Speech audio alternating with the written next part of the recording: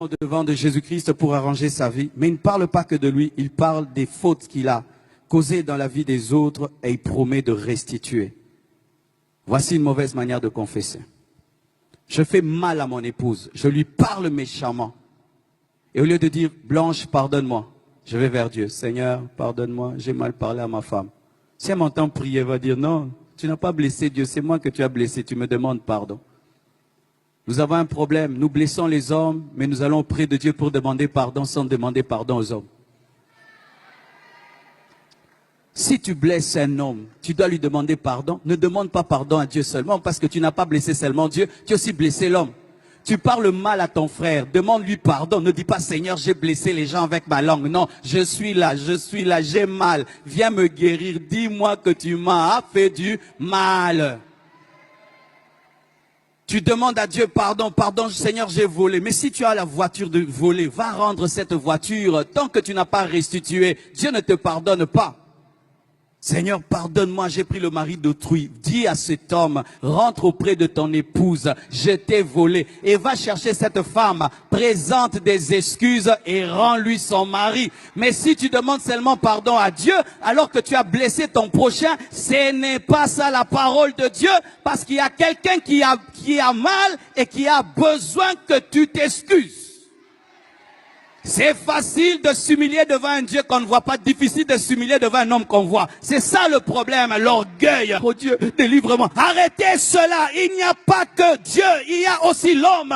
Quand tu fais du mal à un homme, c'est vers l'homme que tu dois aller. Tu fais du mal à tes parents, tu présentes des excuses à tes parents au lieu de faire des jeûnes et des retraites. Mais tu es tout le temps dans les prières. Jésus, guéris-moi, délivre-moi mon caractère. Non, va présenter des excuses. Tu ne parles plus à ton père, tu ne le salues même plus, tu ne parles plus à tes enfants, tu blesses même tes enfants, tu insultes ta fille, insultes tes garçons, vous êtes bêtes, vous n'allez pas réussir à l'école, et puis tu, oh Dieu pardonne-moi, ton enfant a mal, demande pardon. Sachez, t'es devant Jésus, mais il parle des autres, parce que c'était un voleur, et il a rendu au quadruple ce qu'il avait volé. Si vous pardonnez aux hommes leurs offenses, votre Père Céleste vous pardonnera aussi. Mais si vous ne pardonnez pas aux hommes, votre Père ne vous pardonnera pas non plus vos offenses. Quand tu as des hommes prisonniers dans ton cœur et dans ta vie sent mauvais.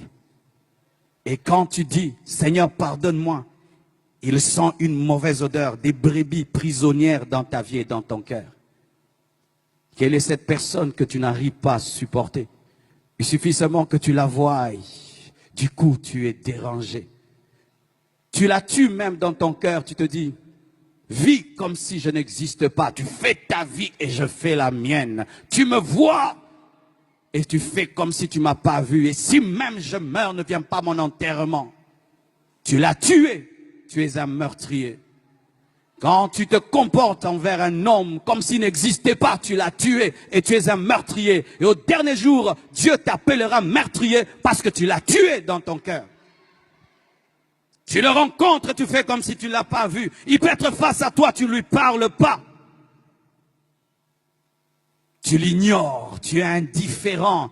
Et certains même disent, je lui ai pardonné, mais je suis prudent. J'ai mis de la distance entre moi et lui. Mais quand Dieu te pardonne, est-ce qu'il met de la distance? Il te restaure. Mais toi, quand tu pardonnes, tu mets de la distance.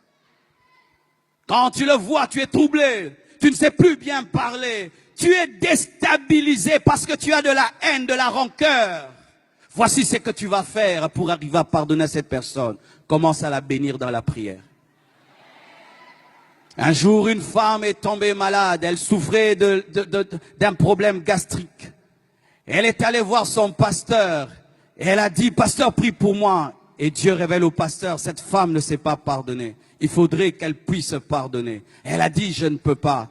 Et le pasteur lui dit, chaque jour, commence à bénir cette personne. Commence à bénir. Elle a commencé à bénir. Au début, c'était difficile. Oh Dieu, bénis-le.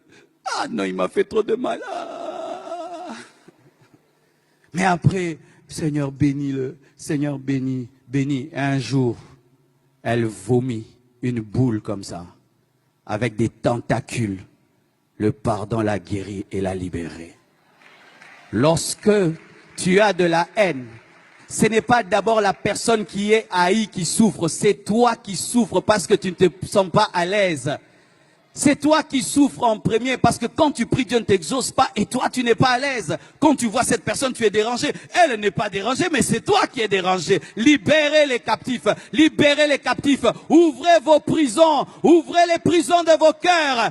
Téléphone cette personne. Dis à cette personne, je t'aime, je te pardonne. Et je t'assure que tu vas l'amener au Seigneur par ton pardon.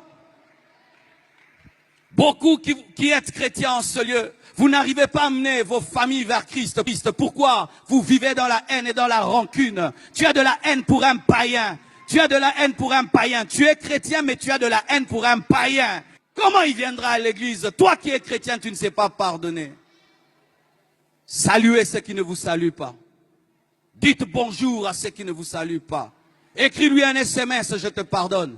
Même si c'est ton copain qui t'a déçu et qui a pris quelqu'un d'autre.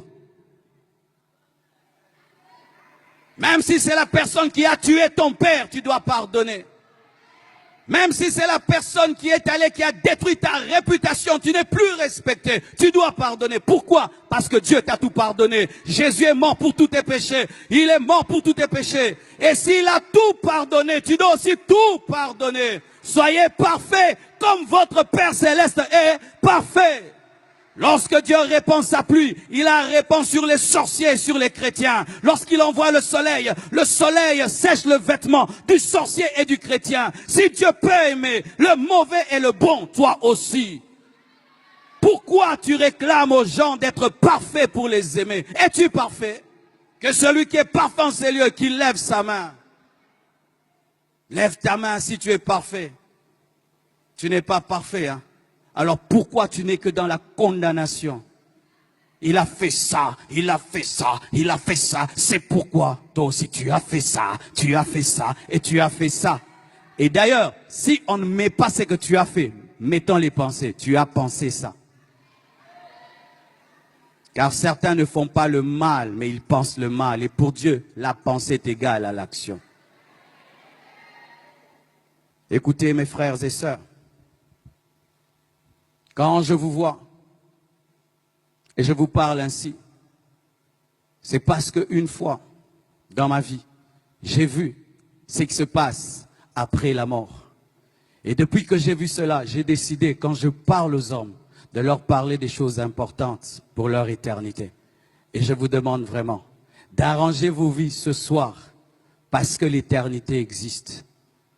J'ai eu une vision d'un jeune homme qui était dans le coma, à l'hôpital, et qui avait un grand-père qui lui prêchait la parole. Et son grand-père lui a prêché la parole lorsqu'il est sorti du coma, il lui a présenté Jésus. Et ce jeune, malgré qu'il était malade, a refusé. Et quelque temps après, il est mort. Et voici ce que j'ai vu.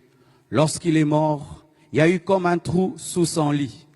Il a commencé à descendre. Son âme descendait dans le feu. Et je l'accompagnais dans ce feu. J'ai entendu son âme qui parlait, qui disait, qui arrêtera ma course et ma descente? Et je sentais la joie du diable, des démons, qui était dans la joie de voir cette âme perdue pour l'éternité. Et il regrettait de n'avoir pas écouté son grand-père.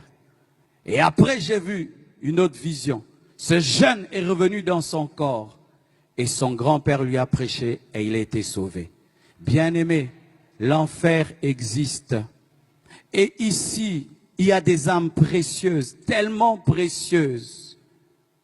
Et si tu pouvais aujourd'hui faire comme ce jeune homme, pas écouter ton grand-père, mais écouter Jésus, prendre une décision aujourd'hui de faire une vraie repentance, une vraie confession à la lumière de la parole qui t'était présentée.